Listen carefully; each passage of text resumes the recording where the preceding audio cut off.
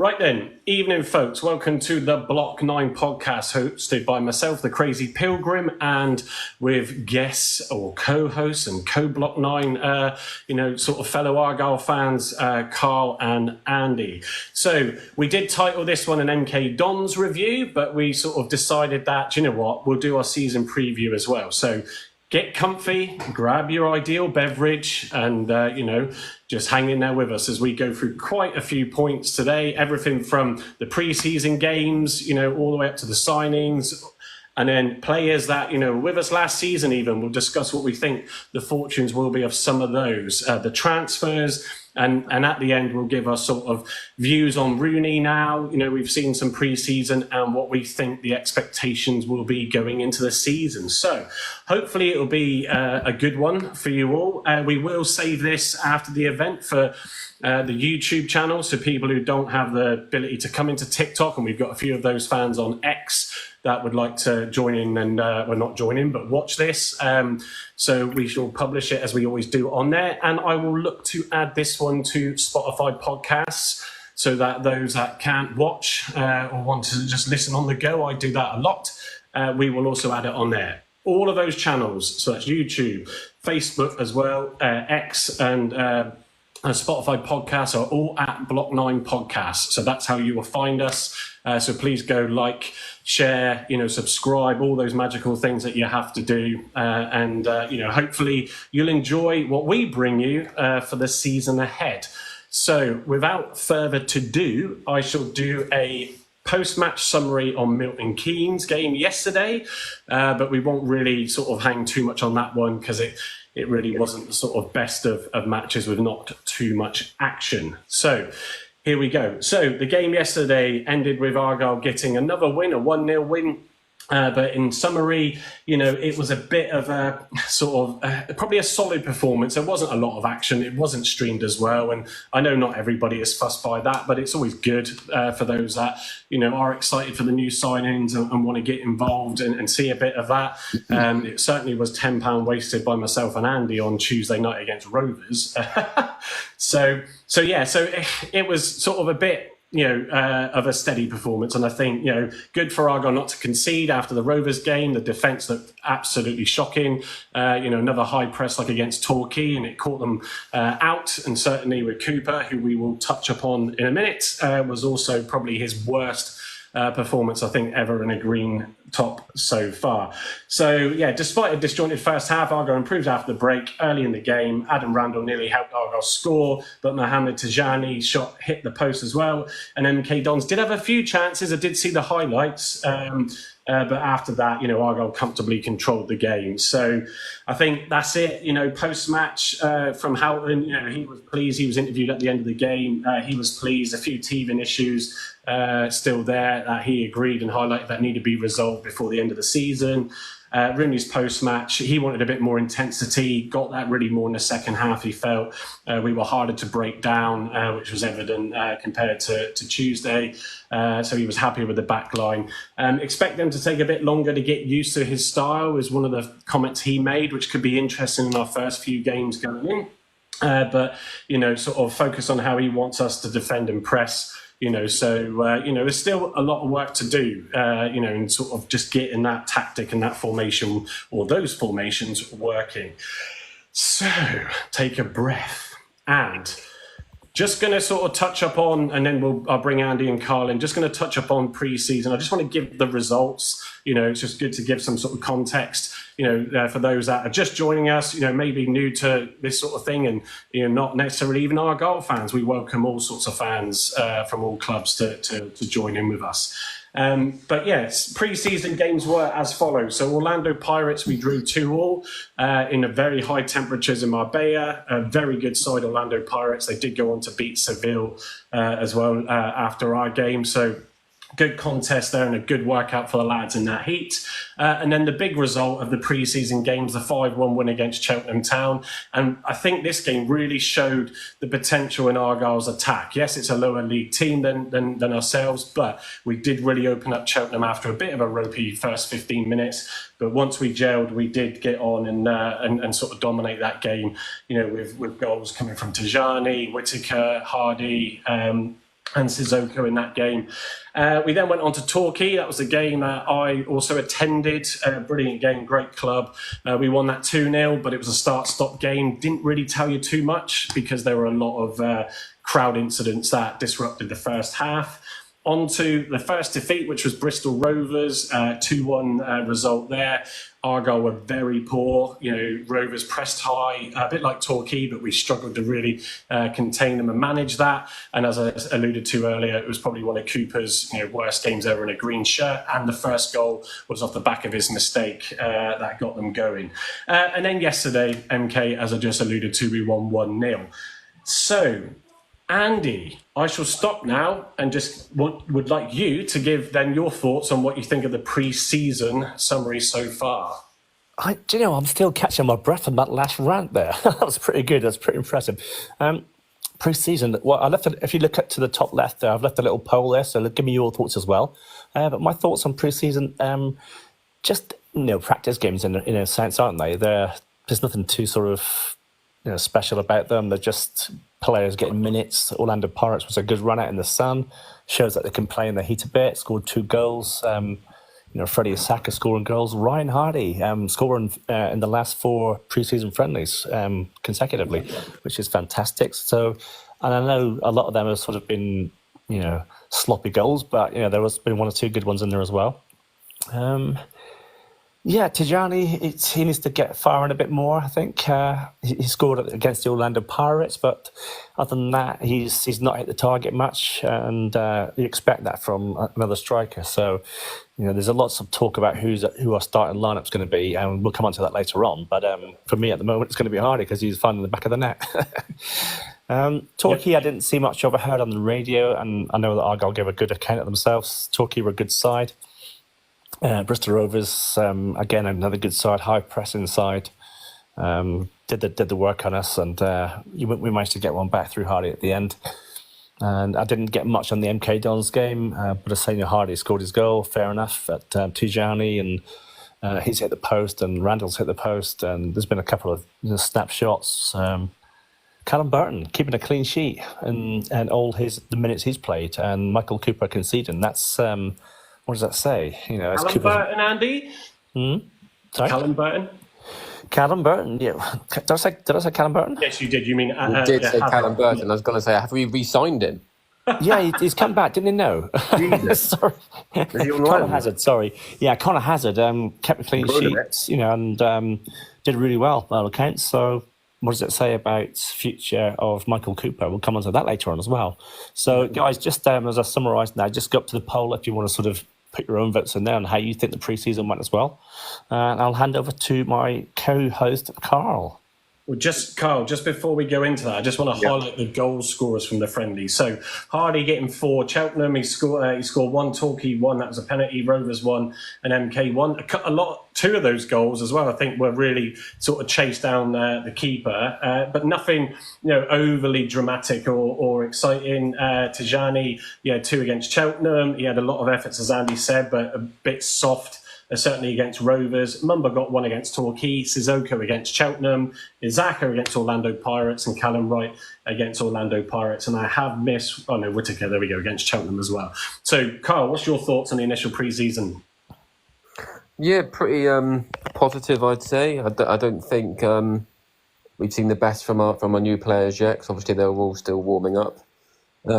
We've seen some good goals from the likes of obviously Whittaker. The Cheltenham strike was like usual, one of his 20-yarders from his left foot going in. So hopefully we'll see more of them next season. Still not convinced on how we're going to play next season. It looks like we're going to be going 4-4-2. I think that's why Scarr left for Wrexham, because I don't think in a back 4 that really suits him. He's more of a centre back of a 3, as we saw last season and the season before that. Yeah. And obviously with his age, the pace was always going to be an issue. So I'm glad he's got a really decent move to Wrexham and probably even got more money by going there as well. So you can't knock it really. And who doesn't want to work with Ryan Reynolds? Let's be honest. But yeah, as a whole, I think it's looking okay. It's looking positive. Hopefully, we can get over our Hillsborough hoodoo next weekend, because we haven't got the greatest of records there. I think we'll be all happy if we go up there and get a point and start the season positively, unbeaten. And obviously it's going to be unusual as well, playing on the Sunday, so everyone's going to play before us, which mentally might be a bit difficult to start the season from behind, if that makes sense. But no, yeah, I'm pretty impressed with some of the young lads as well during pre-season. I think Osaka's that's gonna be his year next season, according to what Rooney says. So yeah, can't wait. Yeah, no, good. So what we'll do is we will give a view. So guys, we can see you're putting lots of comments in. Really appreciate it. Sort of Andy and Carl will do their best to reply. I've seen some of that happening already. So that's all good. What we'll do is we're going to go on to next transfers. So and just go through some of the sort of things that have been happening over pre-season and our thoughts on the players. And what I will do is start with Dan Scarr, as Carl sort of mentioned him just then in his pre-season sort of brief summary there. So Scarr, obviously, 109 games for the Greens, getting 5 goals, and just heads everything, as everybody sort of says. Dan Scarr is magic everywhere he goes. I think, yes, definitely cemented himself as a legend for Argyle. Forever green, as he posted on his Insta, when signing for Wrexham. So, it's, I think the Championship, when you look at his stats, he's certainly struggled a bit in the Championship. The pace certainly caught him out a couple of times. And I think, although the hiatus that Foster put him under with Callum Wright, when he came back, once Foster had gone and he came back, he put in a stellar performance, in those last few games that contributed to us staying up. Andy, thoughts on Dan? You missed one big thing out there. He was a championship, winner. He won the League One championship with Argyle, and he was instrumental in heading bricks for Argyle. He was mammoth at the back. He was superb. Dan always gave his very, very best in an Argyle shirt. And even though sort of early part of last season, it wasn't going for him, it wasn't going right for him. Then the Foster thing came in, and he was sort of sidelined a bit. But coming back towards the end of the season, he was just immense. He'll always give a good game, and Wrexham have got a good player on their hands there. So if any Wrexham fans are here, I think one went through earlier on. You got a good player there, and you might get another promotion with them as well, with Dan Scarr in your defence. So very good. Yeah, she'll miss him. Yeah, quite sad. I'm quite sad to see him go. Really, I still would have liked to have kept him for another season. Not as a starter every week, don't get me wrong. I think he would be there as a squad player even if he did decide to stay. But he did show glimpses last season that he could manage in some games. Obviously, the last 6 games which he came back for with Callum Wright after Foster left, he was immense, like the Scarr we've known and loved, in League One. And when he brought us up, it was you could really what's the word I'm looking for? Trust him at the back. Yeah, rely on him. Obviously, at the start of the season, it was difficult for everybody, not just Scarr. Everyone was getting used to the league, that the pace of the strikers, the quality was immense when we first, in the first few games. So, of course, people were going to struggle. And I think he can say that he did okay at this level. Obviously, another year older. I think dropping down might be his good move before he retires. But, yeah, he'll be missed. And I wouldn't say he's an Argyle legend, but he's got to be up there as close to being one for us. I think anybody who gets the club promoted, sort of had to play up, missed out on the playoffs that time as well, and all that sort of stuff. For me, in his 3-year tenure, definitely deserves that status in my opinion. And not just his on-field play, off the field, he was a great character. We've seen all the scenes, at the promotion parties and him setting off Joe Edwards' life jacket on the Princess yacht, which was quite funny. He's always a laugh to be around by the looks of it. I think he'd be missed in the dressing room. Yeah, definitely. And so the incoming, should be announced tomorrow, all being well, according to Rooney himself, is Cornel Zooks from Kekshmet. Well pronounced.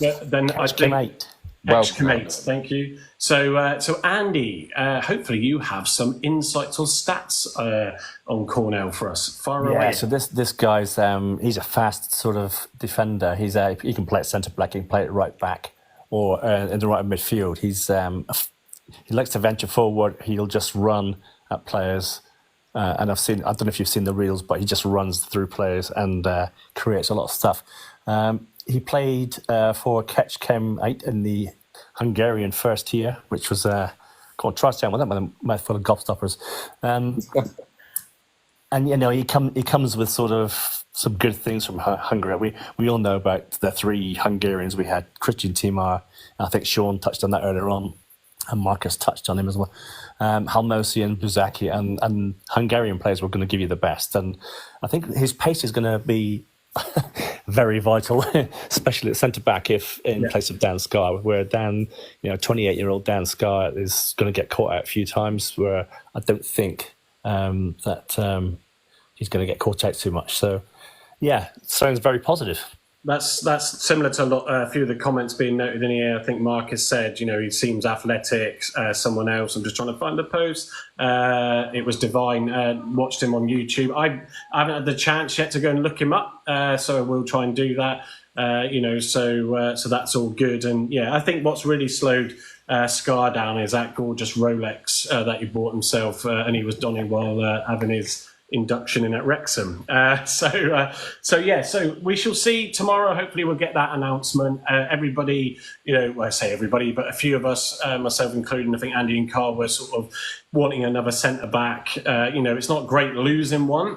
But I think if we're bringing in a quality player, and we've got the likes of Better, and that coming through, Poulsen, and see what he does, that sort of a Galloway who was just excellent last season, and Gibson, we've got a really good back line going forward. So, if I can just butt in, Mike, like I said in the chat, I think we were always after another centre-back, but we didn't really know that Scarr was leaving, so I still think there's space for another one. Yeah.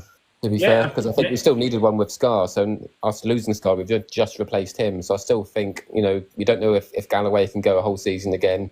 There's going to be injuries. I still think we could do with another centre back. Yeah, no, I wouldn't disagree. I think there's an element of where the Cornell Sooks was definitely sort of what must have been on the cards, and likely that releasing Scarr, Yeah, I'm not going to sort of play to the, sort of the moaners of we're not spending and we're doing all this and not doing that, type of thing. At the end of the day, we are, whenever we get a lone player on, as we come on to the other transfers to review those, they are costing you a salary. And in some cases, if you don't play them, you might have to pay for them. Some clubs support that a bit differently. I said that the other day with, he's left Phillips, sorry, who I'd love to have back, but I've got a funny feeling he won't be. So Cooper, let's just quickly touch on Cooper. So he didn't play, he played all 90 minutes on Tuesday, which I thought was interesting and potentially telling. He didn't play at all yesterday. Hazard took the jersey for the whole 90 minutes in that game and has been very reliable, keeping clean sheets. Whereas Cooper has stuttered, like I said, in the Rovers game. In my mind, it does feel like his head's gone. I think the club do need to maximise the most out of him now, even if that's 2.5-3 million quid, maybe even at a stretch 4. He has had that injury and that ligament damage, and that will always play, on sort of clubs' minds. But I know Rooney has said that he's firmly in his plans, or he would be in his plans. But I just don't want us to see him go. I don't think one player, I know they can, a keeper can keep you up for a season, but I think we've got enough quality in the squad. It's just finding that other keeper. And if Cooper is announced to go, we might see a similar thing to Cornell Sooks, where suddenly, a new goalie's coming in. But Carl, what's your thoughts? Is he staying or is he going? Oof. I think he'll be here for next weekend's game, if I'm honest, against Sheffield. Obviously, Rooney thinks he's going to be as well. Whether he's going to be here at the end of the transfer window, that's another story. I've got a feeling, obviously, with Sheffield United getting some money in recently for the striker they've just sold to Spurs, is it? They're going to have a bit more to potentially spend on Cooper. I still think 3 million is a reasonable price for someone that's got less than a year left on his contract. If we could hold out for a little bit more, 4.5, I think most people would be happy about that. Because if he doesn't want to be here, get your money and move on. But I hope he stays for the season, but I don't think it will be the case. No. Andy? Yeah, again, if you just look to the top left, guys, there's another poll there. Give us your opinions as well. But my thoughts on this are that he would be going in January. I don't think he'd be going in this window. I think his agent's mucking him about a bit because his agent's saying, "Oh, you hold out for this, or hold out for that," and his mind's elsewhere. I think his mind was elsewhere against Bristol Rovers when he gave that ball away, for their first goal. Hazard played 90 minutes yesterday. Cooper didn't get a look in yesterday against MK Dons, so that tells me that he's either resting him for Sheffield Wednesday or he might be off. I don't know. I hope he's not.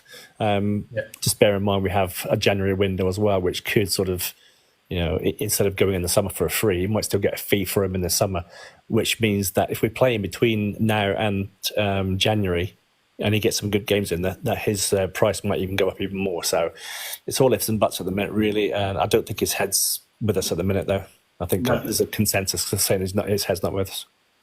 Yeah, no, I think there's a few in the comments saying that he's definitely off, and some saying that he's staying. I think, and as Richard said, Sheffield United are set to get £10 million for the player of theirs. Forgive me, I don't know the name, and supposedly want to use that on Cooper. Look, it will be interesting. The last thing we want is it to be, because it's still about a month, I think, on the transfer window, isn't it? So you don't want it to disrupt you right before the game at Hillsborough at the start of the season, and certainly not a couple of weeks in. So we just got to be really careful with that. I think if it doesn't happen on the first game of the season, then I'm going to say he's staying. Whether or not, though, Rooney uses him or not is a different thing. But you wouldn't want to waste it, because his value is just going to go down. And then, like Andy said, come January, if he went, then you're not talking much for him when a player's only got a few months left and can go on a free anyway. I think, just adding to that, Mike, just bear in mind who we're playing on Sunday. We're playing Sheffield Wednesday, Sheffield United's biggest rivals. So if he plays really well against them, then they might come back with a bigger bid for him. If he doesn't play so well against them, then they might say, well, actually, no, we don't want him. Assuming he starts, so that could be, we'll come on to that later on in the session. And then finally, one that I've said on here a few times, and stuck my neck out saying I didn't think he would go. There is still time, as I just alluded to, but Morgan Whittaker, I did feel, and I gave a few reasons for why I felt he probably wasn't picked up on at the end of the season, because, he didn't have a great time from January onwards. But, quick fire answer, Carl, is Whittaker staying or going? No, I think Whittaker will stay. Obviously, there's some noise in the background.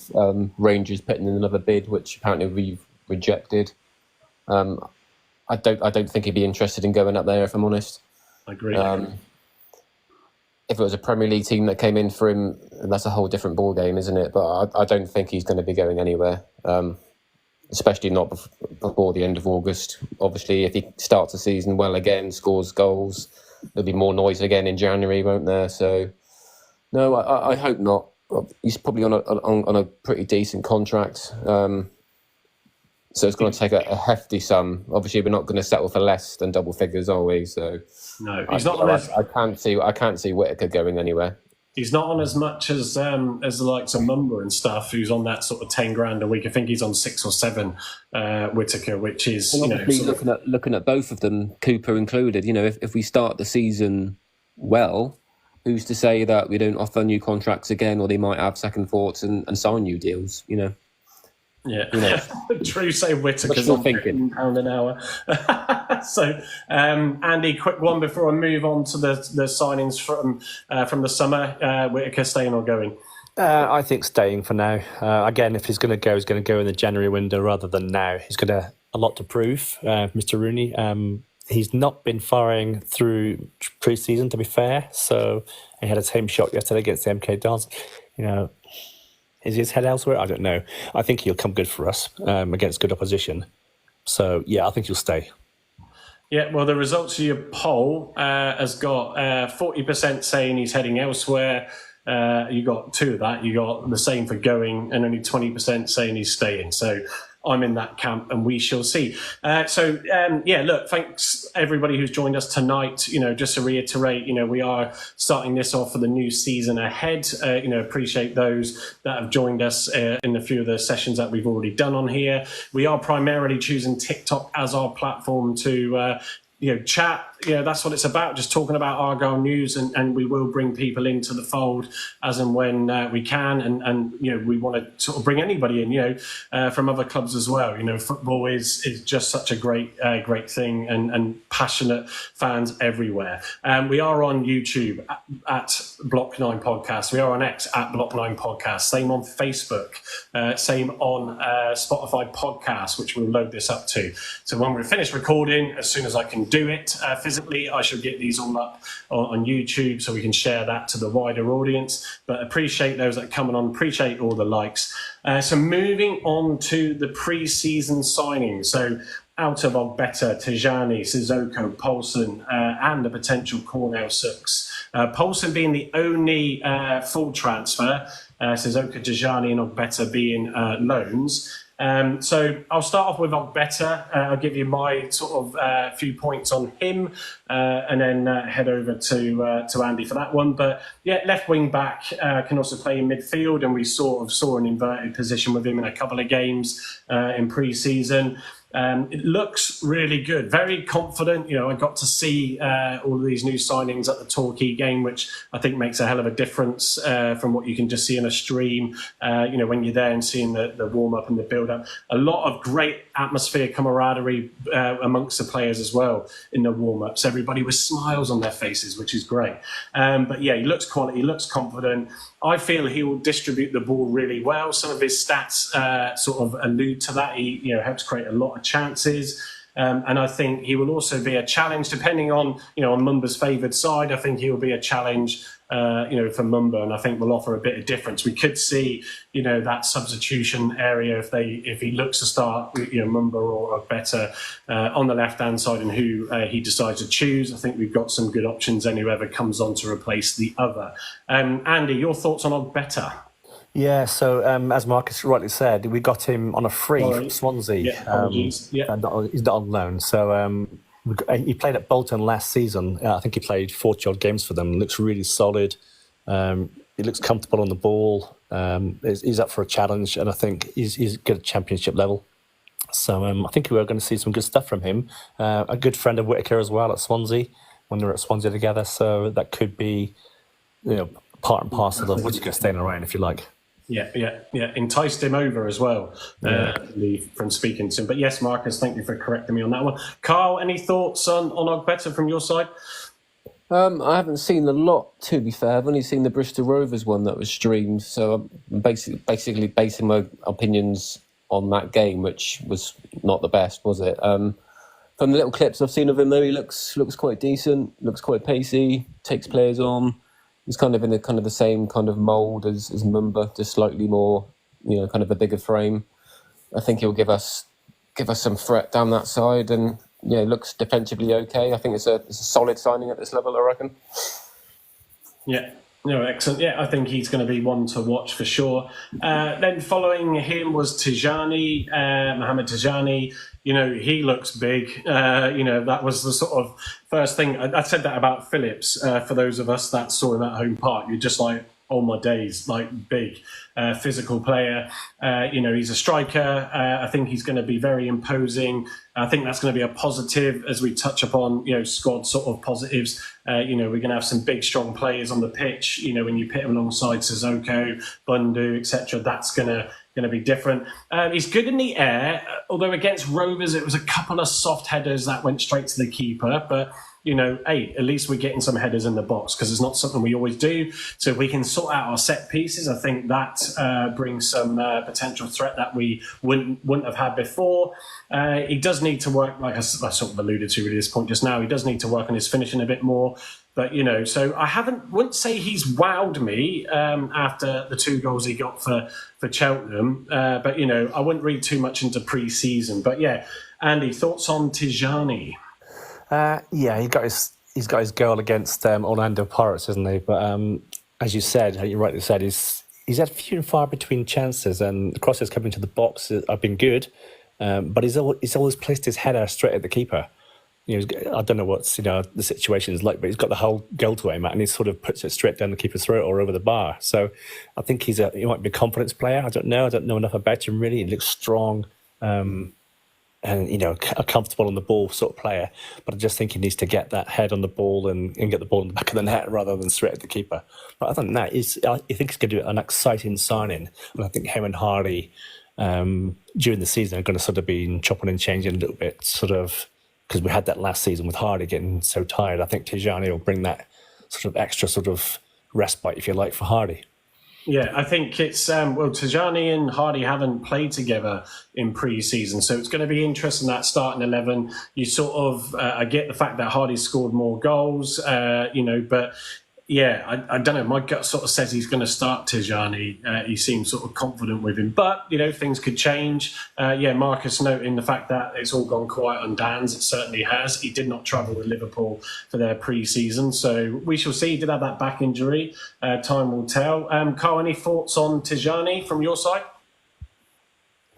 We've been kind of crying out for a player of kind of his stature since Cosgrove left, really, because Bundu's not really an out-and-out striker or someone that's going to hold the ball up and bring others into play. So we always knew we needed a player of his kind of stature and quality.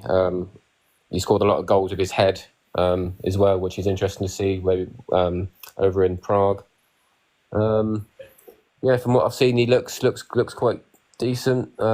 In a 2, I think he'll work best. Obviously, if we do go with him and Hardy up front in that formation, I think they could be a good combination. Or even coming off the bench if needed, if we're holding on near the end of the game, even at corners or set pieces, it'd be useful. It'd be interesting to see what he can do this season. Yeah, no, awesome. Just looking at some of the comments, so thank you all those that are just joining us.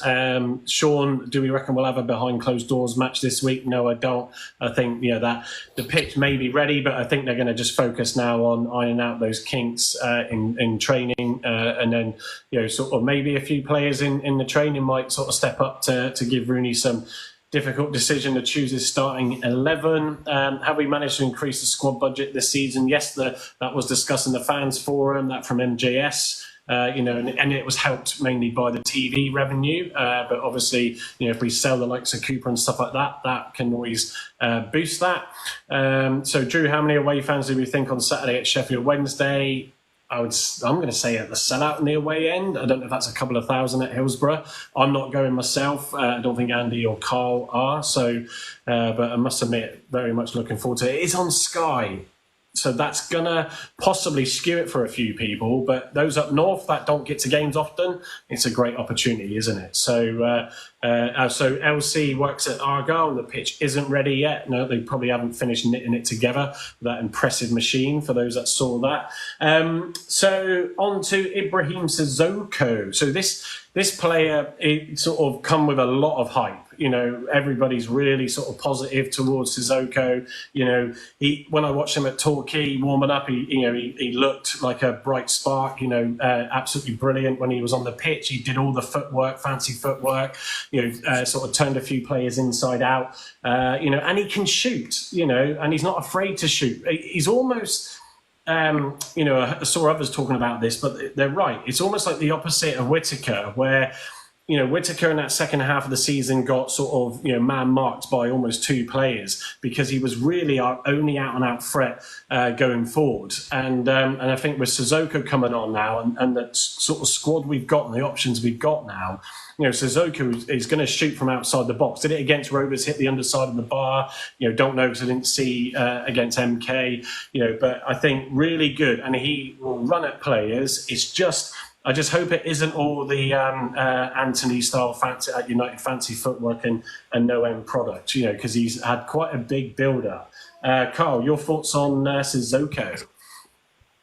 Just before we start on Sissoko, there's a few comments about the pitch, saying it's not looking in great condition. I'm not sure what that's all about. But obviously, it's a brand new pitch, which obviously they've relayed over the summer at the expense of £1 million, which they said in the fans forum. So it's still going to take a few more weeks to bed in. But from what I've seen, pictures on greens on screen and that, it's looking really, really nice. I'm not sure what that's all about. Yeah, back on Sissoko, I think he's the real player to watch this season. From what I've seen in the snippets of the pre-season games, he looks quick. His step overs are very Cristiano-like, aren't they? Very quick. He's going to be up and down that wing, taking players on. That shot he let off against Bristol, was it Bristol Rovers when he hit the crossbar? He's going to be another one that's going to hopefully produce some long range shots with Whittaker, and hopefully he can get on the score sheet with some of them. But no, he looks really, really promising. Can't wait to see him play. Yeah, absolutely. Andy? Yeah, so he looks an exciting player. Got him on a season-long loan from Toulouse, and forward-thinking player. And so he's got all the tricks in the box. But I just wish sometimes, and I saw some of those tricks in the box, against Rovers, and he lost the ball a couple of times. And I just wish he'd sort of be more productive and playing the ball to the players' feet quicker rather than sort of trying to do the fancy dance stuff. I mean, the couple of back flicks he did were superb. And that's encourage it, if you're going to create space and you think it's going to happen. But if you're sort of running at someone and you're trying to do these tricks, they're going to catch out all the time. And he was caught out a couple of times really from the Rovers defence, who were quite solid really. He's going to be exciting. If he can get that side of his game right and he can sort of start creating and maybe shooting from outside the box, he's got that good right foot on him, isn't he? Not tying his left foot, but he's got a really good right foot on him. Hopefully we'll see the best of him, and his link-up play will be good. So, I mean, it's obvious that Rooney's forward thinking. To lose with him. Sorry, Carl. Yeah, sorry, Carl. I said we haven't got much to lose with him. Well done, mate. Yeah. Carl there with the banging gags again for the second time I could see a few more just picking up on the pitch still, like maybe a week away. Drew saying the same issue last season. Well, it wasn't, because it wasn't relayed last season. Let's just hope. I think LC noted it as the builders more than anything. It's a hell of a challenge to lay those sort of pitches and get them ready in time. So I suppose it's blessing in disguise that the first game is away. But then, as Sean, I think it was alluded to, only a couple of days later, then it's, Cheltenham in the cup game, isn't it? So it's, let's just hope it holds out. The last thing you want is for the pitch to tear up when you should be having the home advantage. Marcus saying Sissoko hit the post against MK, so that's good. He just needs to get it in the net and stop hitting the framework. That'll be good, Sissoko, if you wouldn't mind, please. We've got Drew. Last season we also played no home games friendlies. Is that a tactic to have? I don't think it is. It would be madness, I think, for the club with Rooney and all that lot to have not cashed in on having a home game. So that pitch, it just had to get done eventually. Randall also hit the post, and Tajani against MK, Richard saying. So, 1 million on a pitch. Imagine what a player could have bought. So I just think they might just add into the pitch, right? So they just installed a new hybrid stitched pitch. By the last season. They've just used the sort of fibre and sand for like 12 years. When the hybrid won't wear away for Dennis Easer, so it's going to be quite a good pitch for us. But it's very sort of delicate to sort of put together with all the sort of work that has to go into it. You saw the big machines on the pitch itself. It's going to take a little while for that to sort of take bed in it and stuff, and to start growing and well. And it's going to be a great pitch, all the way through the season.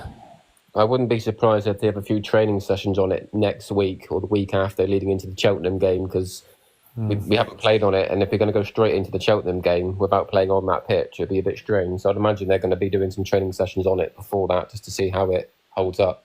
Just a quick pickup on. Sorry, Mike. Just a quick pickup on Drew's comment. Will the pitch last more than one season? I think it will. Yeah, I'm hoping it will. It certainly won't sort of wear away as quickly as the sort of sand and.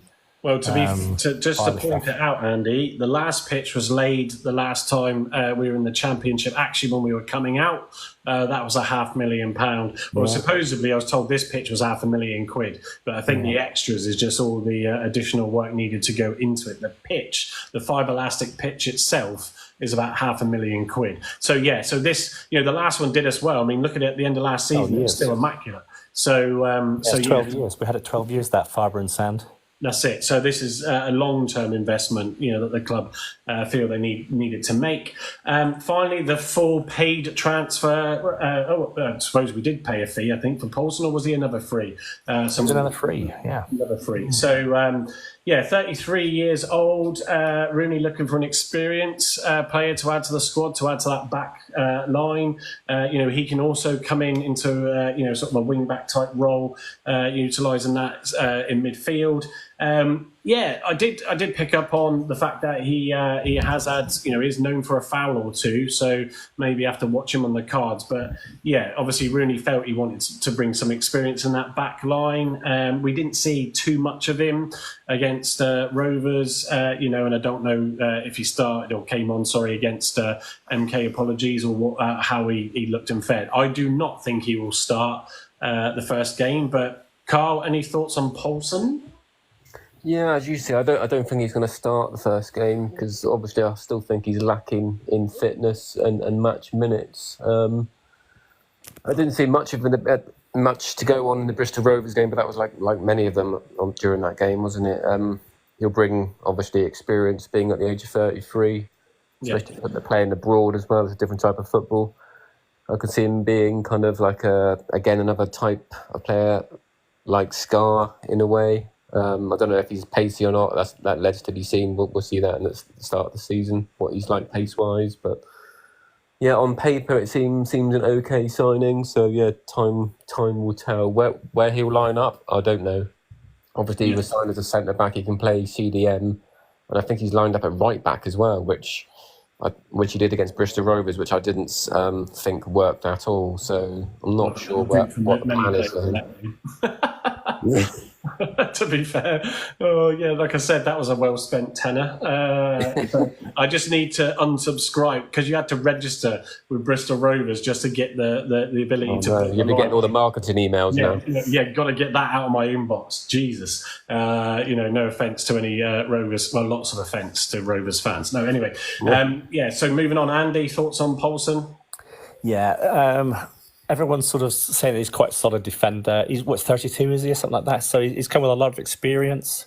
I think he's going to do okay for us. I don't think he's probably the answer.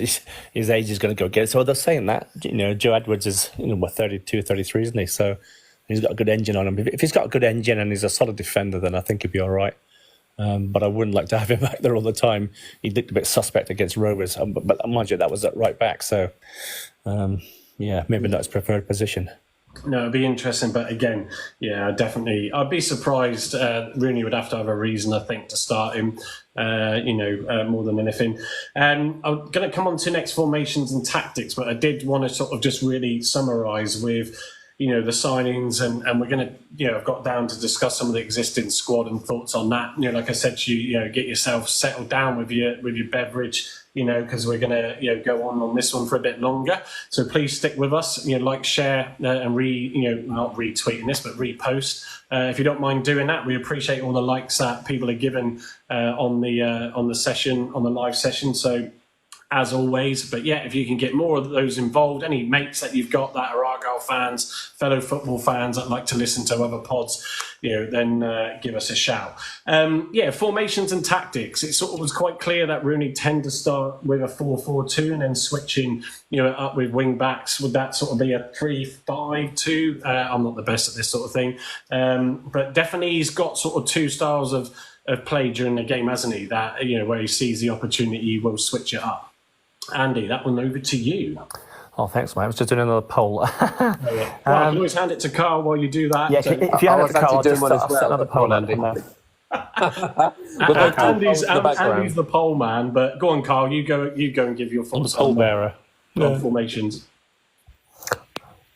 On formations, or tactics, how do you see him starting? Do you see a similar pattern to the pre-season games? I mean, you'd think. I think so. It'd be a bit strange if we've gone kind of 4-4-2 for most games, and then him starting the season and completely ripping that up and going with something completely different. That would be a bit strange because we'd have no time to work on it. Yeah, I think there's a couple of combinations. Obviously, the 4-4-2. It will probably be quite refreshing for us to see games of two strikers up front after being used to Hardy up front on his own for seasons upon seasons and him looking isolated. So I think for us it would be interesting as a fan base to see two strikers up there. But there's this whole talk on a Saka. Obviously we haven't signed a number 10. I still think the way he's talking about him, he's going to be used as a number 10 potentially. Yeah. So I think we could have him in behind two strikers, which I think could work for him. It gives him a free license. Again, with tactics, as you've seen in most of the games, and obviously which has rewarded us with a few goals, is a high press and closing down the goalkeeper. Yeah. He scored 3 goals, is it, from that kind of position? So I think we can see a high press and pressing that back line early to try and nab the ball and counter attack and things. So it's going to be an interesting season, I think, with tactics and formations. That's for sure. Well, he definitely wants to go attacking, doesn't he? So and that was the brief that the club wanted, as as was mentioned, in the fans forum, by Simon. It's clear what they are after, and we just want to see that back again at Home Park. You're going to win some, you're going to lose some as a result of that. It's always inevitable. Actually, what I'll do is move on next now to actually, Andy, the squad players. So and I can see just from a few comments, Marcus actually given some useful stats on Souks being 6'3", so should be useful again in the box for set pieces if we can actually get the right ball in there. That's an interesting one. And actually, just on the point of set pieces, it's not a topic I've written down, but the question was asked of Rooney in the forum actually about why we don't leave someone back. If when we're defending, why do we always go in to defend and not look for the counter? And Rooney was quite interesting. That Rooney said that's what he keeps telling his coaches, all the time. So, I'd like to see that happen. At the end of the day, the head coach getting involved is key because he is head coach, not manager. There is a sort of fairly big difference between the two. But the fact that Souks brings some height, hopefully we can work on that. Our midfielder will be stronger with JB back in there from Marcus. My only concern is, I think with his lack of games due to knocks or whatever it is, I think it was the actual stretch of his scar or his knee surgery. I think something happened there, didn't it, very early on. Whether or not he'll start, I don't think he'll start the first game of the season. But again, Randall, Forshaw, I think Forshaw will be solid if he plays. Brilliant distributor of the ball, very calm. We're spoiled for choices, to be fair, and hopefully good quality choices. So moving on to wanting to talk about existing squad members, and what I mean by that is those that sort of carried over from the 23-24 season and even prior to that, what we think of people. Now, the first player I'm going to start with this one is going to be Azaka. He is definitely my number one to watch. I think Carl alluded to that. He was his one to watch for the season. He's played, 196 minutes in the pre-seasons. He's really sort of, Rooney's heaped a lot of praise on him as well, which was good. I love the comment in the fans forum where he was asked about, or the panel were asked about, replacement for Azaz, and the fact that Rooney just came straight out with it and said, I believe that's what Azaka can be. And from the spells that we saw of Azaka when he came on, for us last season, not afraid to take on players, can really turn on the ball really quickly, and can pit in and can hit, a brilliant shot as well. So for me, I think he'll start on Sunday. We shall see, but I think he's going to be my number one to watch. Andy, thoughts on Azaka? Oh, I love Azaka. He's going to bring something into the team. Rooney believes in the youngsters, and we've missed out sort of Will Jenkins-Davis. That he's at a extended contract, just like Freddie Azaka. So fantastic. He's going to cause a lot of defenders a lot of problems with his pace. People are going to take him down probably, but Rooney wants him to play in there and sort of number 10 role, didn't he? And alongside sort of Whittaker on the other side, and then having either Hardy or Tijani up front. So, I think it's going to be exciting for him this year, and it's going to get a lot of opportunities to play. And I think he will start on Sunday. I think you're right, Mike. Yeah, I think with Suzuka on the other side, Suzuka with it's an F1 track. With Suzuka on the other side, and Ogbeto sort of coming in as sort of into a midfield position, as linking up. It could be really interesting. That's what I'm excited for. Like I said earlier, is that left channel, that right channel, to be able to run at pace and move the ball quickly. That's where we're going to cause problems for clubs. Yeah. So if you get enough balls into the box and we've got Tijani on the end of it, or Hardy running onto it, then we stand a lot of chance of scoring some good goals. And you've got Whittaker who can sort of score with his left foot from outside the box. We've seen him do it time and time again. We've got Mumba who can score potential good goals as well. So we've potentially got goals from all over the park. We haven't seen anything from, our back four yet. And, Edwards jumps in with a goal every so often, doesn't he? And yeah. But for one to watch for me is Saka as well. I think you're spot on there with that one. Yeah, Carl Bernard just did drop off. Just don't know what happened there. Did you go to sleep, Carl? Did you? Yeah, we would have just carried on without you. We wouldn't have noticed. So actually, I'll go on to this player next because Carl alluded. Andy, I think you alluded to him. One of you did. Will Jenkins-Davis. I was super impressed with him at Torquay when he came on for Caleb Roberts, who I also think is going to be one to watch. Interesting that Houghton actually said, we were missing the likes of Roberts because of his knock at Torquay. And I think for an experienced player to sort of say that, after a pre-season friendly, the last couple of games that he's missed, tells me a lot that Roberts must be impressing in training. So, but yeah, Will Jenkins-Davis. It's just going to be though quite a lot of choices. Your Forshaws, your Houghtons, your Edwards, your Randalls, your Will Jenkins-Davis, your Caleb Roberts. I mean, you could go on. There's just so many options, isn't there? Yeah, Zach Baker. Zach Baker gone to Parkway on loan. Jenkins-Davis was at Torquay last season, so he's got some game played in him. He's played a few games. Yeah. Obviously, Rooney said there could be some outs as well, so I can see some first-year pros going out on loan anyway. People like Bernard in defence, probably maybe Jenkins-Davis again, another loan, maybe to an EFL club, League Two, maybe to get him some more experience. I mean, it did Adam Randall the world of good when he went out on loan to Torquay, so I think that will benefit Will JD as well. Obviously, Saka's not going to get a loan. He's going to be with us quite evidently in the first team, so... Yeah, it's going to be really, really interesting to see what he can do next season. And this is where I think Sunday's going to, Zaka is in my lineup for Sunday. This is where I think the pre-season, Carl, you sort of hit the nail on the head the other day. Players aren't going to really go at it in pre-season, but also we're not playing against the opposition that are trying to really counter-attack as well. So this is where I think, those sort of players that we've mentioned, starting... could really open up sides, especially against Wednesday. They're at home, they're going to be expected to attack. And that's where we could really catch them out. Adam Randall, so a lot of fans on the forums, on the social channels around, really thinking that it's going to be, his best ever season this year. Love Randall, obviously is a local lad as well. He just, heart on his sleeve, and runs and runs and runs. Sort of, Carl, what's your thoughts on Randall for this season? Again, another big season. He's kind of first team material now, isn't he? After being out on loan at Torquay, he's come back. He's had regular first team minutes. He's kind of one of the names on the team sheet for me in midfield, especially with Forshaw being in and out of the team. Houghton, so he's had a few injuries of late as well.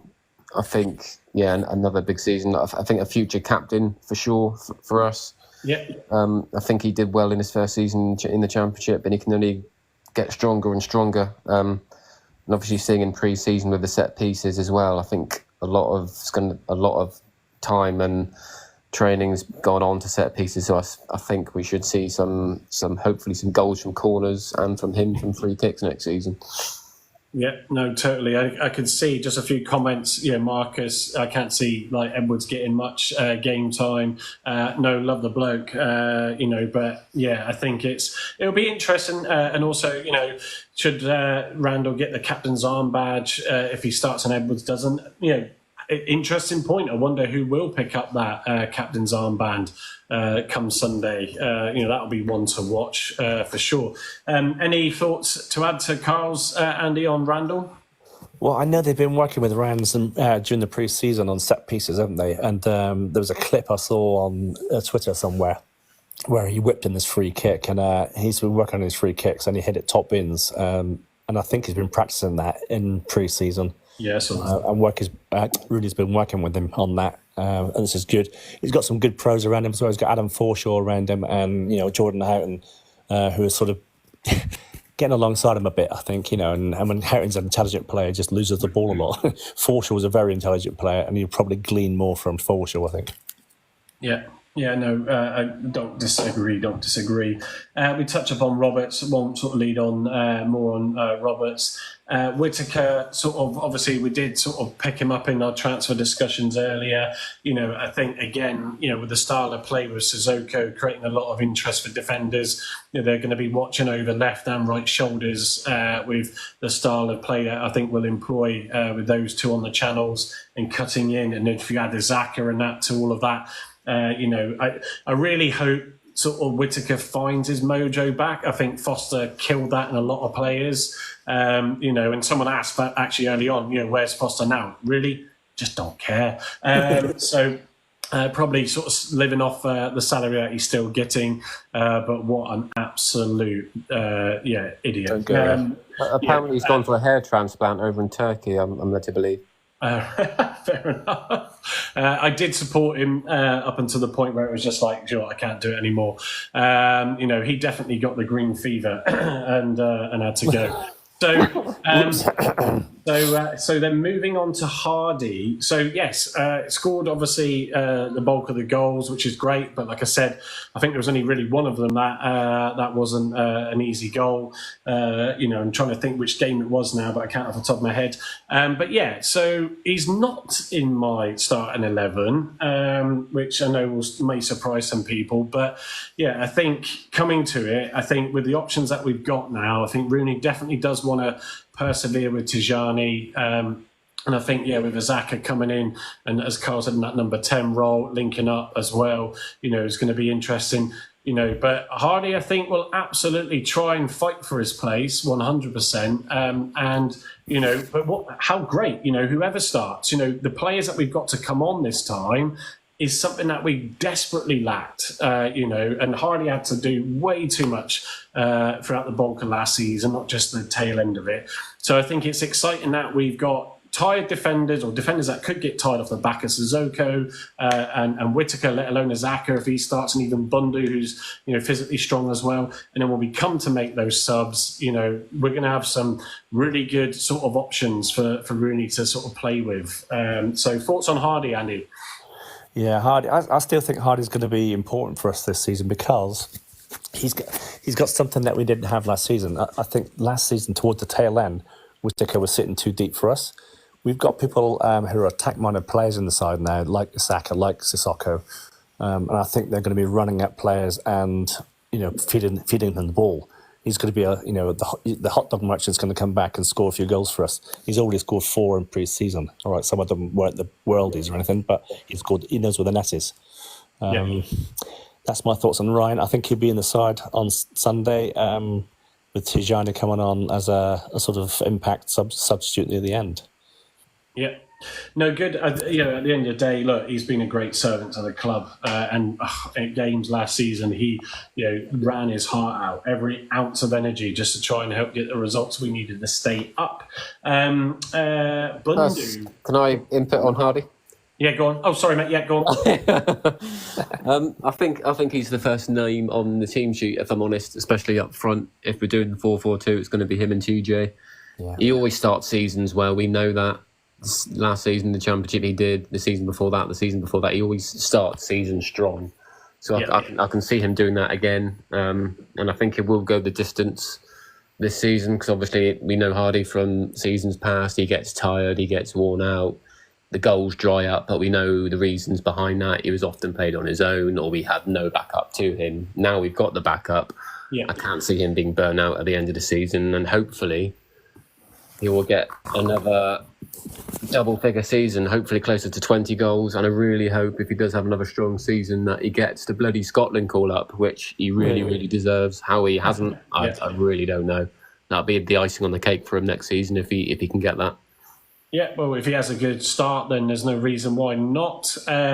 Just comments from Sean about, noting about Ben Wayne. He's what I think we'll keep him in the squad because I think we just need that backup because where injuries really did catch us out. He did look like he had sort of filled out and put some muscle on, which I think he needed, he's pacey as well. We know that his finishing and positioning wasn't brilliant, except for the last game, probably the season where he had his best game. But again, if Wayne has significantly improved, it's another great option to have on the bench, isn't it? So, but yeah, I know someone's noted Drew, should maybe sort of loan him out, but like my point I just said about doing that does leave us a little bit open maybe, unless this Dan's, does still materialise later. Anyone seen that? Well, so Marcus, anyone seen that young striker for us, Tegan Finn? Rooney said in Spain he's going to be brilliant. Personally, myself, no. Andy, any sort of insights on Tegan Finn? No, not at all, mate. But there's another poll up. Who's going to be our top scorer this season? Tegan Finn. I haven't heard much about him. And Jaden Downs has gone very quiet. So let's hope that he's on his way down. He might be on his way down this week. It might be another sort of signing that we didn't even know anything about. I didn't know anything about this Paulson. Didn't know anything about the Hungarian either, so I'm not going to pronounce his name.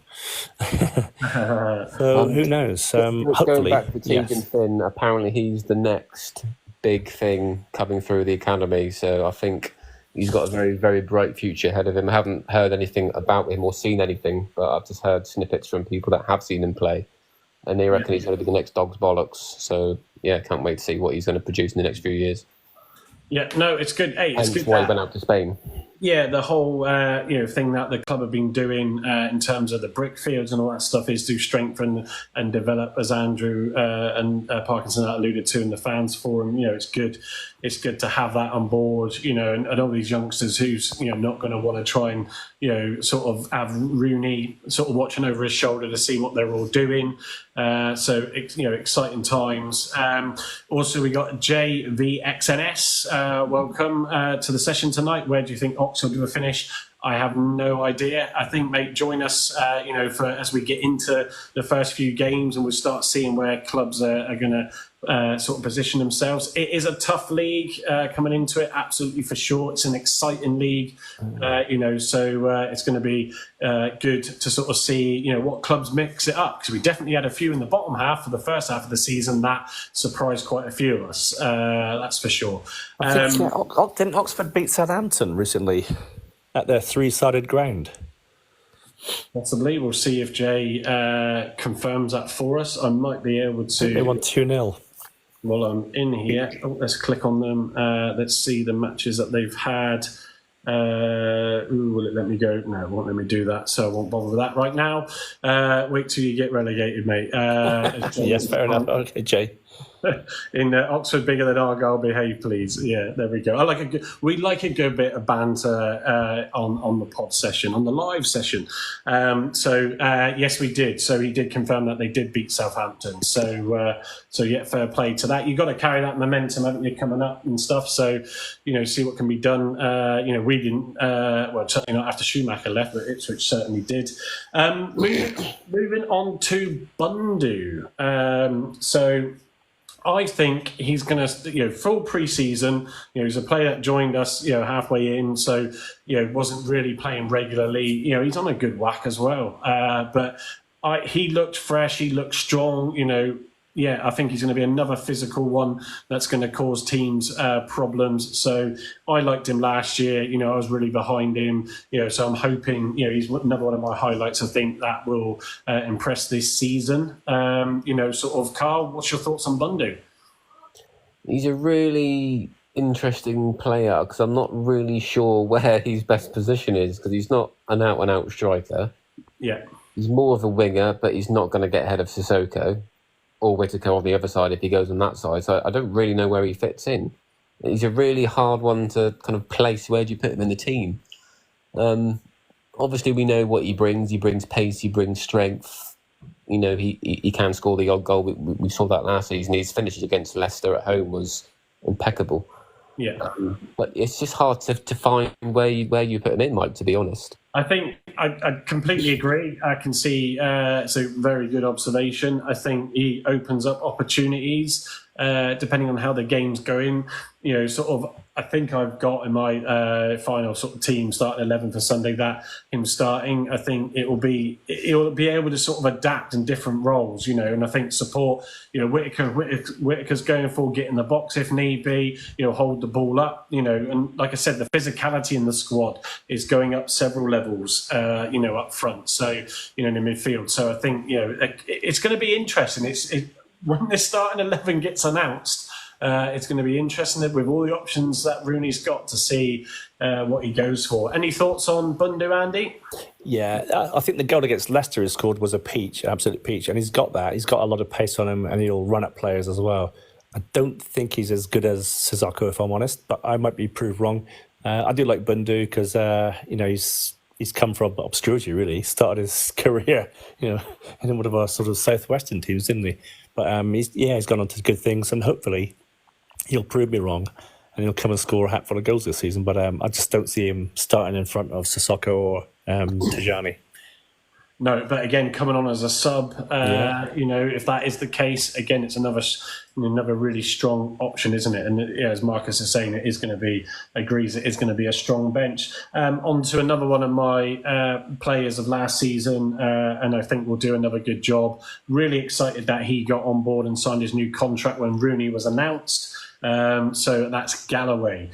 And to be fair, the same with Gibson. I think Gibson will also have a strong season, but Galloway was just, he was my player of the second half of the season. He was solid and reliable. Once he got rid of those injuries, then he was just consistently absolutely brilliant. Andy, thoughts on Galloway?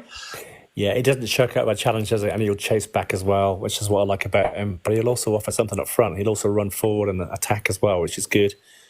I can't fault him really. He's a quality player, and I think Rooney as a manager has swung it for him because I think they didn't know each other at Everton way back.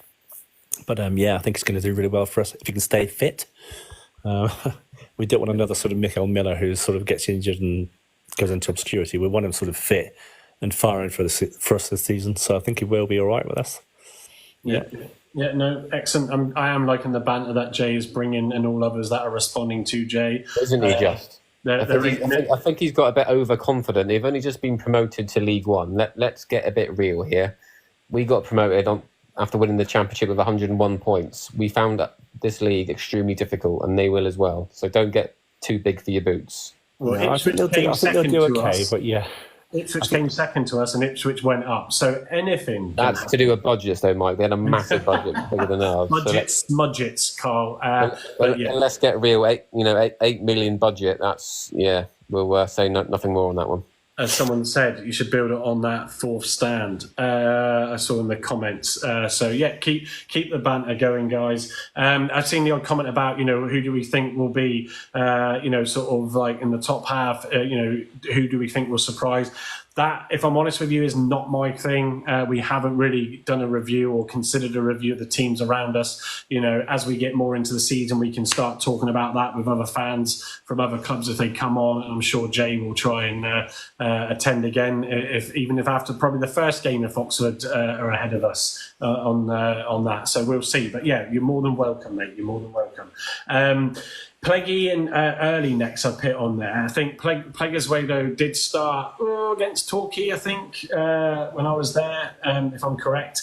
Sort of being fairly silent. Saxon Early was actually, and to be fair, still is one of my sort of players that I think can do well for us. I loved him in just that short stint against Watford last season, before he got his big injury. But he did look suspect. I know some people disagreed with me who were also at the game, but he did look a little bit suspect against Torquay. He just looked a little bit like he wasn't fully fit. A little bit disappointed there. So I don't expect him to start. And Pleggy, I think was sort of solid when he came in, but I don't think he's likely to start either. Any thoughts, Carl, on Pleggy and Saxon Early? Again, a bit like Bundu with Pleggy, where does he fit in? It's another one, Obviously, we've got quite a bit of strength now in defence. Obviously, if we sign the Hungarian chap next week, that adds another one, potentially another one. Like I said, we're still lacking as well. So where does he fit in? I'm not sure. There's no doubt when he's a good player. I think he was a solid signing when we signed him. He showed good glimpses last season. Good on the ball, plays out from the back quite well, does drive forward with it when he gets the opportunity. Good in the tackle. It's again, where do you place him? He's a definite good squad player to have, and I wouldn't hesitate to put him in there in certain games from the start. But I can't see him getting any more game time than he had last season, if I'm really honest. No, I think he's. I think the negative I had for Plaguey last season is he sort of got overzealous when tackles or decisions didn't go his way. And I think one of the incidents that led to us conceding a goal that was out of the touchline was because he was another one that didn't play to the whistle at times and then got caught out. I think it was 2 occasions I remember when Plaguey Zoelo, was caught with that. But again, it's a back line where we've got options. With the signing of Cornell Sukes tomorrow, it's going to be it's good that we're spoilt for choice. So let's see how it all pans out. Sort of 2 players that have been mentioned as well earlier. Forshaw, my doppelganger. No, I'm not him. No one's asked tonight, so obviously everybody's realised that I'm definitely not Adam Forshaw. Forshaw, Jeremy Kyle. Andy, I'll kick you out if you play that again. But Forshaw, I think, does bring confidence, composure. When you watch him, he's the best at that than a lot of them in the squad. He doesn't panic. He can distribute a ball very well. He is getting on as well, and he can sometimes be injury prone. But he's had a full season, pre-season, and that can only bode well. And JB, assuming that surgery doesn't cause him too many problems. I don't feel he will start for those that are pitting him in their starting 11, if you are, because I just don't think he's had enough matches. But again, he's, like we said earlier, just a lot of strong options in midfield, which give Wayne Rooney plenty of sort of thoughts on who he chooses to start and then also bring on and when. Any thoughts, Andy, on JB and Forshaw? Well, you didn't give me a shout on Plaguey, to be fair. I did not. Well, so I'll touch on Plaguey and Saxon first. So Plaguey, I think he would be, a substitute player. I don't think he'll be in our back 4. Hopefully not. Especially when Zooks comes in. Saxon Early, again, like Carl said, he'll be a bit player. He won't get as much playing time really right now. And to midfield, JB and Forshaw, yeah. So Forshaw, I think, is going to be instrumental for us. He's an intelligent player. He's if you can keep him fit, he's a really intelligent player. He can spot through a ball. He did that for Bunda's goal against Leicester. No. Absolutely superb. JB, again, if you can get him fit, he's a solid player, and he'll run at players and he'll provide passes as well, and he'll chase back. So 2 promising players. Whether I'd have them in my starting lineup is another thing. I'd probably have, in midfield, I'll probably have Randall and, who else would I have in midfield, for goodness sake? Sissoko, probably, rather than. But Forshaw, definitely, he's going to be key for us. Yeah, no, I think he'll surprise. I think I do have him also in my starting 11 when I come to it. Ben Wayne, we sort of noted already. Then I'm not specifically trying to leave players out, but the last 2 I've got down, and then Andy, Carl, whoever you want to sort of bring attention to. But Edwards and Sorinola. Saw Sorinola at Torquay in the first half.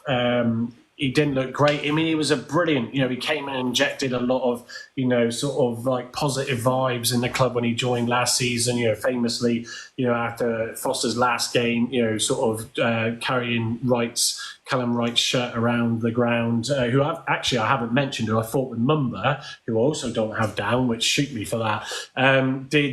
Both of those 2 played really well with each other against Torquay. But Sorinola, I think he's going to really, really struggle unless he's showing something in midfield and Rooney brings him on. And Edwards, as I sort of alluded to earlier, I think he's going to be, sort of probably taking more of a back seat and probably expects that. And as a few of us have said before, maybe sort of feed into a coaching role. But Mumba and Wright, and anybody else, Andy, anyone you want to sort of bring into the fold here? Yeah, Callum Wright. You just touched on it, Callum Wright. I think he's going to have a good season for us, I think Wayne's going to play him. Rooney will bring him in, and he'll bring him on as a player. I think he's got a lot of ability about him.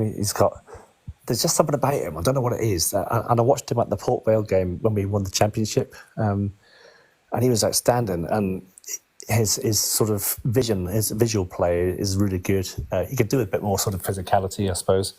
getting into the tackle. He does shirk out of a tackle sometimes, but I noticed in the last game, it was at Bristol Rovers. He had a run on through the keeper there and hit the ball and stung his palms and stuff. So he's got a lot to offer, Callum Wright.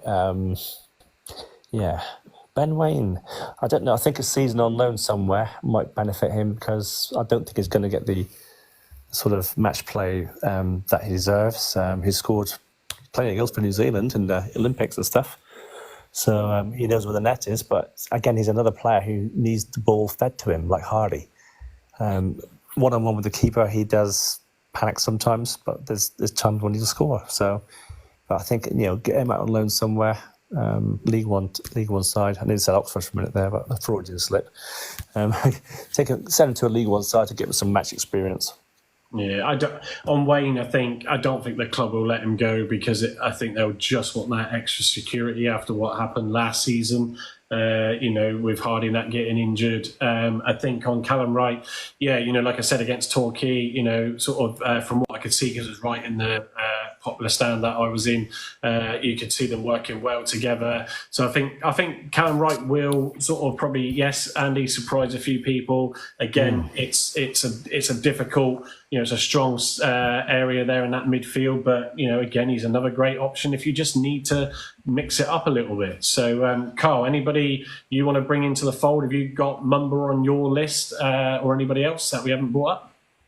No, going back to the ones you've already mentioned, like Sorinola, again, I can't see him being anywhere near the first team. He didn't have much game time last season. I think he might go out on loan or potentially be let go, especially if we sign any more players.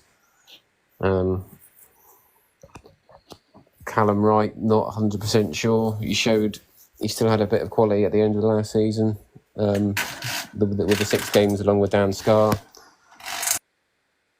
Are you counting your change, Carl? Sorry? No, it's okay. It's just a blind going down. I don't have much change left, to be honest. Oh, yeah. And who else did we say? What do you think on Mumba? So I didn't put Mumba on my list, and it's not because I don't like Mumba. I think he some people felt he had a good season last season. I think he struggled after that, brace and that goal he scored against Huddersfield in the first game. We're all like, wow, he's really going to be that great player that we got back and signed permanently.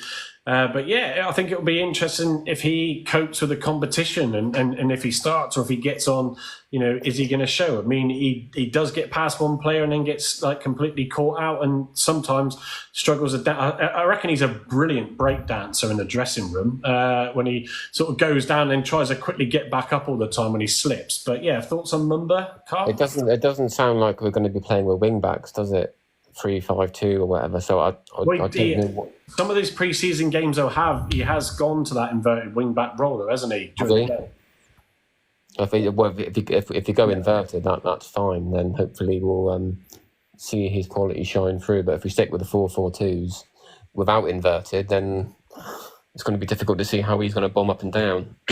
I'm just hoping he can show us a little bit more this season compared to last. And if we set up attacking wise and see more attacking football, which we didn't under Foster, hopefully we'll see him blossom like we know he can. Yeah, interesting comment from Marcus. Mumba is a better defender than Ogbeta. I can we've seen more of obviously Mumba clearly. I think Ogbeta has huge potential, and I think Wayne Rooney has played with these inverted wing backs in these pre-seasons, and I think both of those, I know Mumba would prefer to be on the left. I think that's his favourite, isn't it? I've got him starting on the right in my lineup with Ogbeta on the left, and I think that's how Rooney will want to play. Depending on how hard we're getting hit, but to have that sort of counter-attack ability, utilising those wing backs, for that, I think that's how Rooney will play. This isn't a typical 4-4-2 from how we've seen things, if I'm correct in that observation in pre-season. So, yeah, anything else to add, Carl?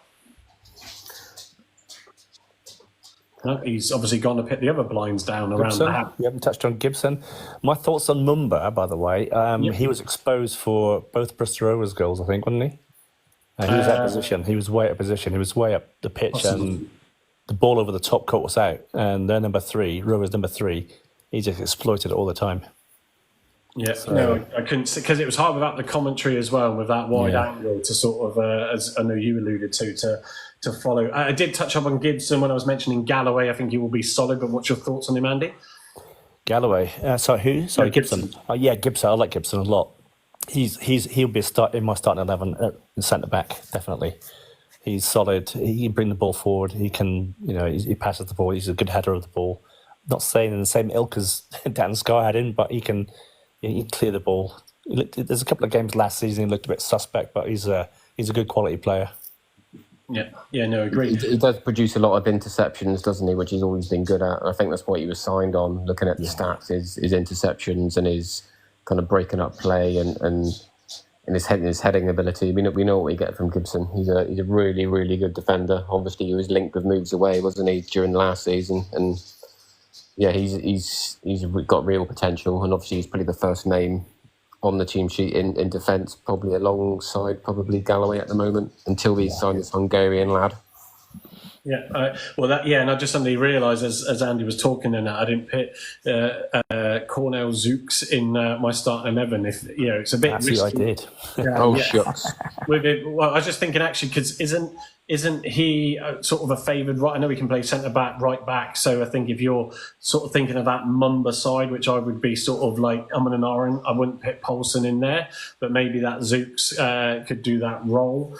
We shall see. But look, just sort of to end the thoughts on the players. If we miss some, if anybody wants to bring up a player, put it in the comments. We'll touch on it. But I think, the one clear thing that's noticeable is the depth in the squad now, and I think the quality level, probably going up a bit. So Marcus has said, can Galloway play right back with Gibson and Zook centre back, or Whittaker left back?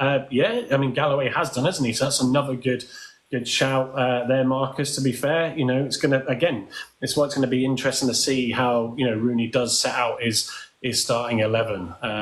Plenty of options to go with. As Sean saying, pace as well with Soups coming in. I think he refers to. So sort of conscious, what we're on now, 9:20. So we did say an hour and a half, but we've probably got about 15, 20 more minutes if you want to hang around, while we sort of close out. But so sort of my next question is Rooney's chances as we come to the end of the session, but Rooney's chances and feelings on him now. In my opinion, I'm still positive. I was at the start. I know he had that. There was that initial swing of like, oh my God, we've just signed a player coach in taking Rooney on. His previous managerial sort of performances. You would really sort of struggle, and I could get that. Some people were to say, well, why was he even a contender? He did put his CV in as everybody laughed and joked about in the forum. I think Hallett and Parkinson and Giuseppe, who were doing those interviews, felt that he did put across a good enough case. And I think the way he answered some of the questions, like, why little old Argyle, I think the lady asked, and and how he responded to that, was absolutely fantastic. And people can say, saying all the right things and what he wants the fans to hear. But I think the way he's sort of come in, he's engaged with the fans, he's always happy. As Carl, went and met him the other day, and had his photo taken with him, and a few others every day that they tune up. He's not in a rush to get past. I did see a comment about, a fan who said that they waited outside or just before kickoff at the MK game, and Rooney just seemed to sign all the MK Dons fan shirts, and he got missed out. Someone put a really good response to that, and he is a world-class global striker that, everybody respects, so, everybody's going to want his attention. But the fact that he's happy for you to stop him in the streets and, and say hello and have a photograph, I think he just suits the club's ethos, with around the engagement with the fans. So I think he will still be here by Christmas. That would be the vote. Will he be gone by Christmas? I think that's what Andy's put up. But I'm still all good. And even if we have a little bit of a ropey start, I'm not going to panic. So, Andy, thoughts on feelings to Wayne Rooney now before the start of the season? Give the boy a chance, give him a chance. There's too many doom merchants out there, and I was one of them. When I must admit, when I heard of his appointment, I thought, what have we let ourselves in for here? But weighing it all up over a course of a few days, you think, okay, didn't do so well at Birmingham, didn't have a window, didn't do so well at DC, don't know enough about American soccer, football.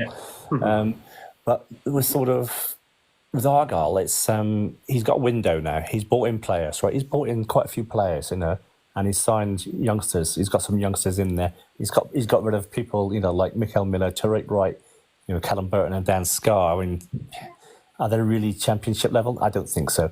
But so he's going to bring in one or two more players. We've got to give him a chance. And it's the first window he's ever had. It's the first sort of players he's brought into any club.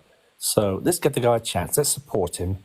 Let's get behind him and the team, and give them support. That's what support has been all about, isn't it?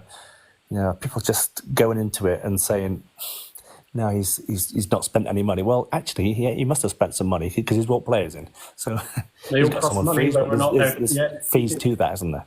Yeah, absolutely. I'm positive about it now.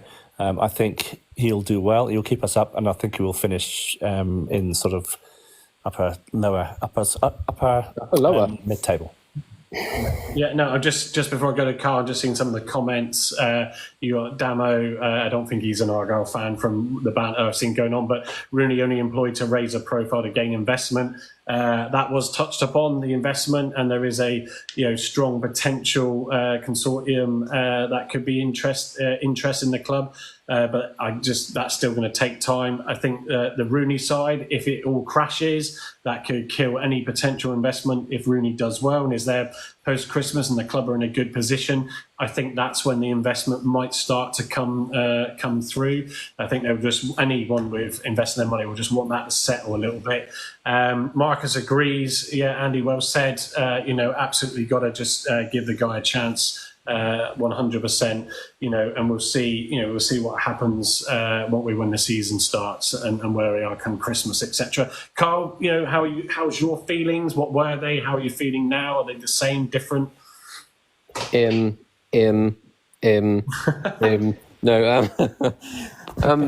they've always been quite positive, really. Obviously, there wouldn't have been one Argyle fan that didn't have any negative thoughts when the name was bandied about before he was obviously given the job. We all kind of thought, oh God, no, what have we done? Like any fan would do, looking at his past record. But I think since obviously we appointed him, what we've heard, what we've seen in all the press conferences, all the behind the scenes stuff, he looks rejuvenated. He looks happy. He's had a full pre-season. He's brought in players, which he didn't do at Birmingham. He was never wanted there anyway. After sacking John Eustace at Birmingham, which is still, the mind boggles why they even did that. Yeah. So his face was never going to fit from day one. He wasn't allowed to bring in the players. Like I said, he was sacked before January. Back at his Derby days, he did okay, but he was at a club which was in administration. He was playing with youngsters most weeks. Yeah, and he kept them, and he kept them up, So he did a good job at Derby County. And obviously at DC, I think the first season he got them in the playoffs or near the playoffs, which he shut Sam up over in Marbella when he set up at the DC his DC days. He said, no, I actually don't agree with that. I think I did quite well over there. So I think his second season didn't go as well, but I think he did reasonably well over there, obviously in his first season anyway. Yeah, and I just sort of, and thanks Hugo for the gift. To see Andy acknowledge that. Thanks, Andy, for doing that. Hugo does join us on these sessions, so thanks again. And Marcus, total loyal fan on this pod as well. Absolutely right. We didn't touch upon it earlier, and I was meant to make a note to mention it. But the quality players coming through are primarily probably because of the Rooney effect. I think it was either Tajani or Sissoko specifically said that, they grew up and idolised him. And, that's great. That's what you want. That's the effect you want, at times. So we'll see what happens with it. Sean, there is an Argyle fan who says it's the wrong appointment. Yeah, I don't think Rooney will be catching any fevers. And if he does, he'll probably kill him off very quickly. Sorry, Mike, just to touch on something that everyone's missed is that we have actually made some money on Dan Scarr and Tariq Wright. So Tariq Wright went to Bradford for an undisclosed fee. It's supposed to be around 224k, and then Dan Scarr went to Wrexham for like 413k, according to his undisclosed though. That hasn't been confirmed, has it? Well, this has on that football app. It has. So we have made some money out of it. We've made it like 600,000 from those two players. So I was going to actually say they were under contract, so they would have gone for a fee anyway, wouldn't they? So obviously it wouldn't have been a substantial one. Obviously Scarr, 400k would seem a decent amount of money. I think 200k for Tyreek probably is a bit too much. He didn't really do anything here to even warrant a £1 fee, let alone 200k. Bradford, one of them, mate. Yeah, that's true. Yeah. So we've offloaded some players there, and Mikel Miller, we've offloaded him his wage, Callum Burton's wage as well. Yeah, he was on a free, wasn't he? But I think it was right. I like Miller, as I've alluded to before. But it was probably right to go. Sean's answered Damo's question. Who's our first game against Sheffield Wednesday? Thanks, Sean. Damo, who do you follow, mate? He supports Wolves. He's already said that in the chat. Sorry, mate, I missed that. I'm not sure what the beef is regarding Argyle and Wolves. I'm not really sure. Just call it football banter. Sylvan Ebanks Blake, mate. He was the best thing that came out of Wolves for us. And we took a few players from Wolves over the years and developed them quite nicely. So they're a good side, Wolves. So they're going to do well this season. Sean said, hope Rooney embraces a club like Derek Adams, and hopefully we embrace him like we did Derek Adams, except for the last game of the season when he took us down. That was quite vicious, wasn't it? So I'm going to end on now, as even TikTok is suggesting that we take a break. So we appreciate those that have stuck with us from early doors. So I'm going to end with what excites us for the season ahead, expectations, and what we think our starting 11s are going to be. So, Carl, I'll go with you to start with on what excites you for the season ahead. Wazzerball. I want to see some of this famous Wazzerball talk. I want to see it in person. I want to see it, all the fans with smile on their faces and just enjoying attacking football again, which we've been starved of for the past few months at the back end of last season, and I hope he really does well for us. And he gets over his hoodoo of his management early career so far, and he takes us forward. Yeah, no, spot on. And your expectations? I think you said low and mid in the comments. Expectations. I mean, to be honest, as long as we stay up again, I'll be happy with that. Hopefully, we don't leave it until the last game of the season. But I think kind of lower mid-table, kind of 15th, 16th, I'll be over the moon with, to be honest. Yeah, no, absolutely. And no, Damo, I haven't seen you sort of criticise. So, we all appreciate fans that come on. And if we keep it amicable, but we've got to throw the banter in there as long as it's all in jest, then that's perfectly fine. Starting 11, Carl? I'm going to go for Coops, Mumba, Gibson. I'm going to chuck the new Hungarian boy in if he signs in time. Ogbeta, Sissoko, Randall, Houghton. I don't know. Randall. I don't know. Randall, for sure, I'm going to go for now. Whittaker, Asaka, and TJ. Yeah. Fair enough then. That sounds like it's slightly different from what we put in our pre-match. I've changed my mind again. Yeah, exactly. So, Andy, what excites you for the season ahead? Oh, do you know what? A bit what Carl says, really. Seeing that fast-flowing football again. I mean, Rooney brought it down to home park when he came down with Birmingham. They came at us and they were a really attractive side to watch and play. And for the rest of the season, they were quite mediocre, I thought, Birmingham. So seeing that sort of style implemented into our game and that sort of that fast-flowing football again is going to be exciting to watch. And we're going to concede some goals, but as long as we score more goals than our opponents, that doesn't matter, Yeah. Yeah. So and again, as Carl said, smiles on faces. The pre-match pint and the post-match pints, talking about the game and how we get on and stuff. So that's going to be the exciting bit, getting back to home back again.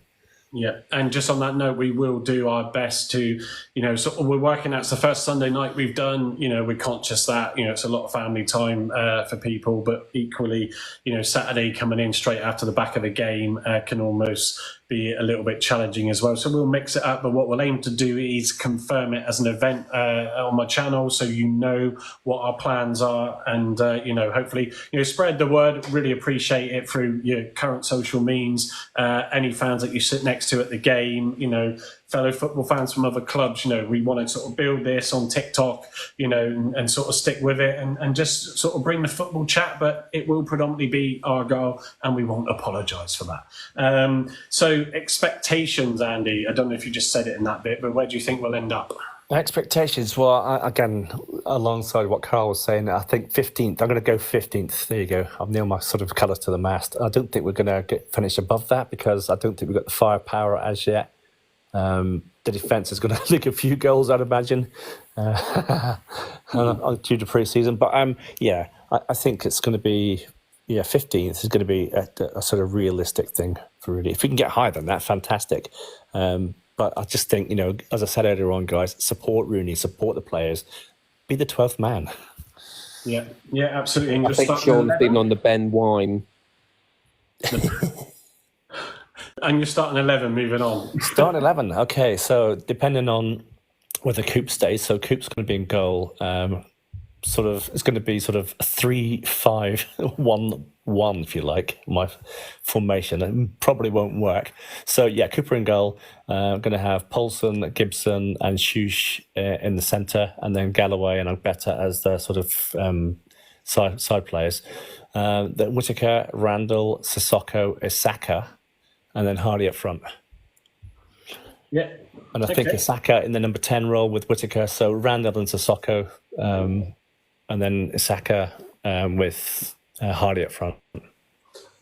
Yeah, fair enough then. Thank you for that, Andy. My thoughts, so my expectations, so I'm super excited. Attacking football, as you both have mentioned, it'll be great to get back to that. Every footballer, really just wants that, so it'll be good to see that again after all that Fosball. So Wasball, yes, Carl, let's see what that brings. But I'm also excited by the fact that we've alluded to it earlier. We've got depth in the squad now in all areas, especially if Zooks then signs tomorrow, and I think Marcus or someone's put it in there, it's just a medical now. I know that there was a release clause in his contract, so I think, where we said with Scarr go in, that probably gave us the level to sort of go and, sort of activate that. So I think, really strong options. It's going to be really interesting to see how Wayne handles it.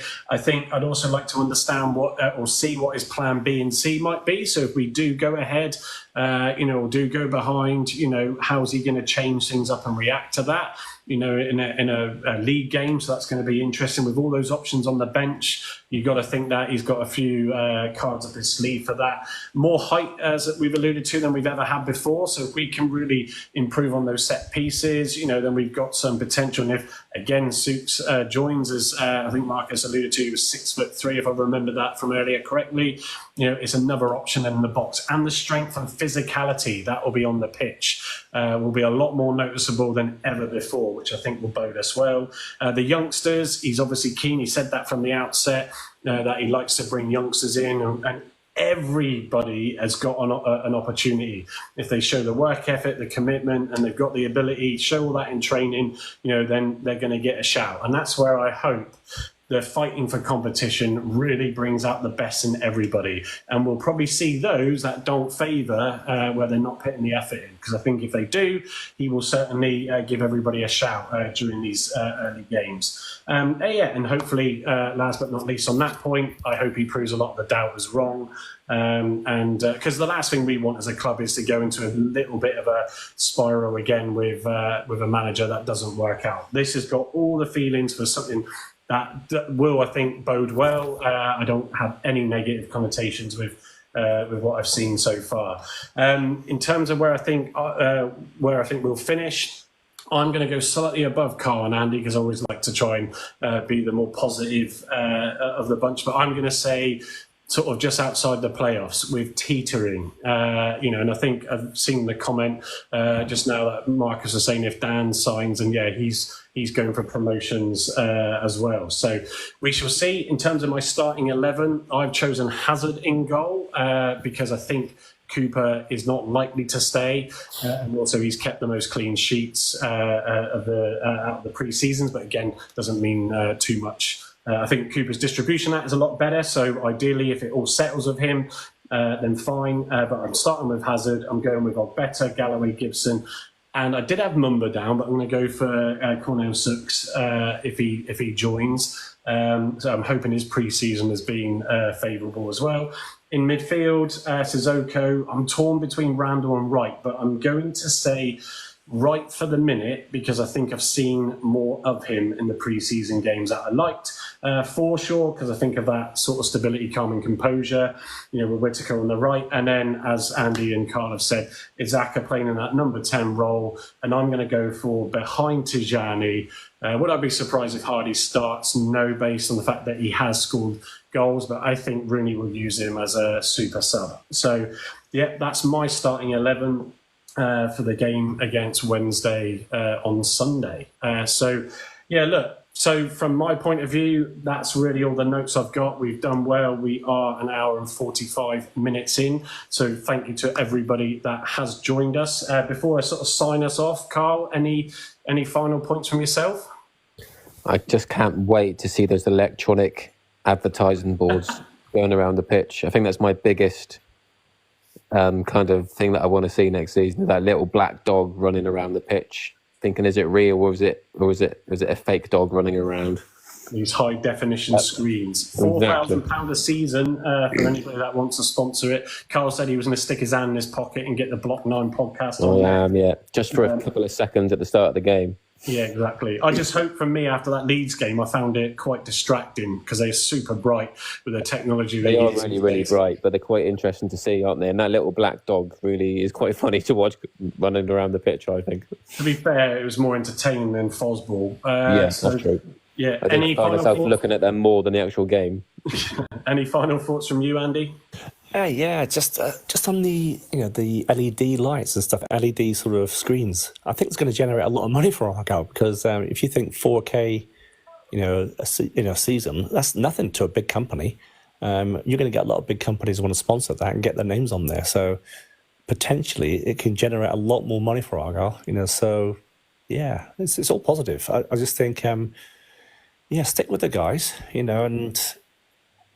I've said it before. Be the 12th man. We've done it time and time again, especially that time against Ipswich a couple of seasons ago when we beat them in the last minute and stuff. It's like, this is what we want. We want home park to be rocking again, And I'm sure we'll do it under Rooney once we get a couple of good results under our belt and memento. That's all I have to say, sir. Excellent. Thank you both very much for your contribution. James Will Jones agrees with you, Carl. Clearly, having these digital hoardings does turn us into a proper club, championship club. I like that with the TV screen that they employed. Yeah, it just looks more professional, doesn't it? Yes, and it's all in bite-sized chunks. The club isn't going to go and chuck loads of money. They spoke about the corners, and how much that would be to kind of fill in. Go on, sorry, Carl. Fill in the corners. Fill in the corners, yeah. And that was a nice hat. And why don't you put some red in the kit as the forums meeting? Let's not speak about the toes either. I mean, come on. Good grief. Is it the same bloke or is it a different one? Rooney did like that. Did like that guy. That was quite funny. I saw him put his hands up when he realised, obviously, what he'd said. But I don't think you'll ever beat. I went into the club shop and that was a nice hat. So look, everybody that stuck with us from the start, and sort of a couple of people that have gifted and all those that have joined throughout the session, really appreciate it. Like I said, we're gonna we'll pit events out when we know we're going to go live. If there's a really sort of interesting game that everybody just wants to jump on and join in the conversation. If we can go early after a match, we will do. We've all got commitments and kids, as I'm sure some of you have as well, so it's never always as easy as it may seem. But we will bring you some TikTok lives after each game. Even the cup games, so that will be the aim. So join us there if you can. As I've said, we've got our YouTube, our Facebook, our X channels. They are all at Block 9 Podcast, so you can go on there. There is also in that Block 9 Podcast TikTok channel, so go in and like that. We'll be sharing as much content again as we can, but what we enjoy is just talking about football and talking about Argyle, bringing it to this forum that seems to work well for us, and is going to be our home for a lot of these games. Thank you, Carl, thank you, Andy, for your contribution tonight, and everybody for joining us and their comments as well. We shall see you on the next game. Other than that, have a great evening and enjoy your week, and we'll catch you next time. Take it easy, guys. All the best. Thanks for looking in. Cheers, everyone, for joining. Green Army.